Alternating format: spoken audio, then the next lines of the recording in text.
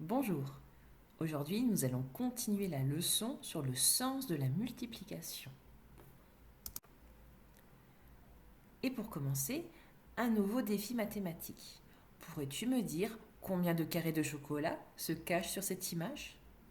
Mets la vidéo en pause et cherche la solution.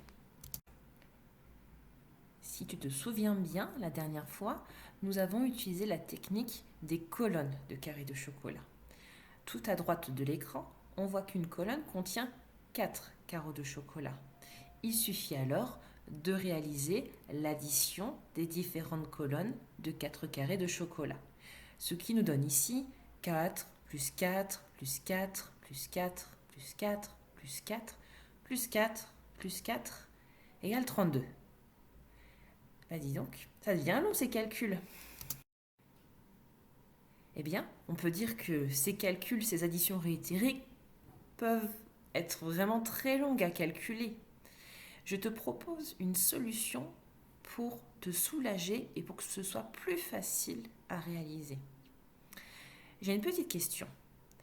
Combien de fois as-tu compté 4 carreaux de chocolat ici? C'est-à-dire, combien vois-tu de 4 dans l'addition réitérée? Je te laisse réfléchir et compter. Allez, vérifions ensemble.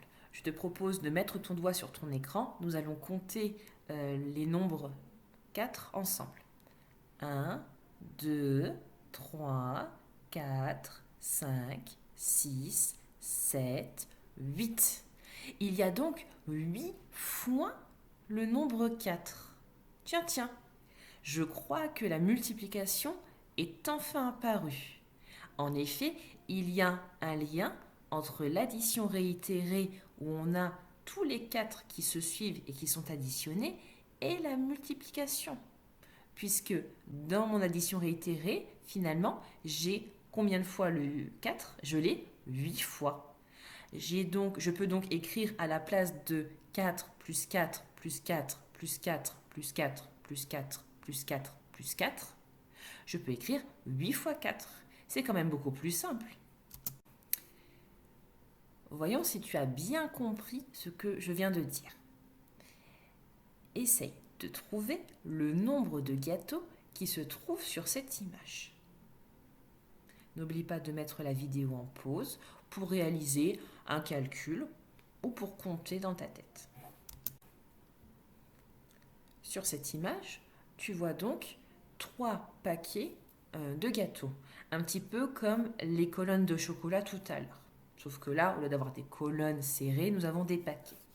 Nous avons donc, si l'on réalise une addition réitérée, 5 gâteaux plus 5 gâteaux plus 5 gâteaux, ce qui nous donne au total 15 gâteaux. Si l'on essaye de transformer cette addition réitérée en multiplication, il faut donc se demander combien de fois est-ce qu'on a le nombre 5. Ici, c'est assez simple, on va compter ensemble. 1, 2, 3. Il y a donc 3 fois le 5. On peut donc écrire le nombre de gâteaux sous la forme d'une addition réitérée, 5 plus 5 plus 5, ou bien sous la forme d'une multiplication, 3 fois 5. Ce qui est très important à noter, c'est que cela ne change pas le résultat. Dans un cas comme dans l'autre, il y a toujours 15 gâteaux. Je te propose une autre situation. Cette fois-ci, nous n'avons plus de carrés de chocolat ni de gâteaux. Nous avons un simple quadrillage. J'aimerais que tu représentes le nombre de carreaux sur ce quadrillage sous la forme d'une addition réitérée et sous la forme d'une multiplication. Allez, je te laisse réfléchir. N'oublie pas de mettre la vidéo en pause. Pour la première solution, on va regarder les colonnes, un petit peu comme les tablettes de chocolat tout à l'heure. En première solution, on aurait donc 3 plus 3 plus 3 plus 3 plus 3 plus 3, ce qui nous donne 18. Nous avons donc 6 colonnes de 3 carreaux, ce qui nous donne 6 fois le 3 égale 18. Mais attention, il y a une deuxième solution, Si l'on regarde les lignes cette fois-ci, il y a donc 6 plus 6 plus 6. Nous avons donc 3 lignes de 6 carreaux, ce qui nous donnera 18. Maintenant que tout ça est, je l'espère, un peu plus clair pour toi, je te propose cette leçon.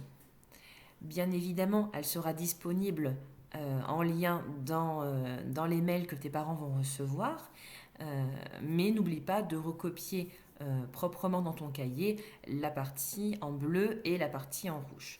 Je n'ai pas indiqué les croix, mais bien évidemment, le titre est à 3 carreaux et il faut laisser un espace entre le titre et le reste de la leçon. Il y a un petit exemple à compléter à la fin de la leçon. C'est la même chose que ce qu'on vient de faire avec les quadrillages. D'accord ? Pour le quadrillage de gauche, tu peux réaliser une addition réitérée et une multiplication en tenant compte des colonnes. Et à droite, tu peux tenir compte des lignes. Si tu ne te souviens plus de la différence, n'hésite pas à revenir en arrière dans la vidéo pour revoir l'exemple que j'ai expliqué. Et pour terminer, je te propose à nouveau un quadrillage. Tu mets la vidéo en pause et essaye de trouver l'ensemble des additions et des multiplications possibles pour ce quadrillage. Comme tout à l'heure, il y a donc 2 solutions possibles. Si l'on regarde les colonnes de carreaux, on va donc faire 7 plus 7 plus 7 plus 7 plus 7, ce qui nous donnera 35. Sous forme de multiplication, cela donnera 5 fois le 7. Si l'on regarde les lignes, nous aurons donc 5 plus 5 plus 5 plus 5 plus 5 plus 5 plus 5, ce qui donnera 7 fois le 5. Bien évidemment, tu te rends sûrement compte que réaliser les additions réitérées devient assez fastidieux et assez compliqué.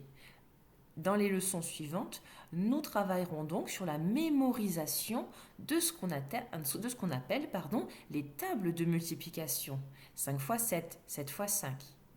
Bien évidemment, tu n'es qu'au CE1, donc nous travaillerons ensemble les premières tables de multiplication. Les autres, tu les apprendras plus tard au CE2. Ainsi, lorsque tu auras des multiplications à réaliser, tu pourras les réaliser très rapidement puisque tu connaîtras les solutions des différentes multiplications. À bientôt!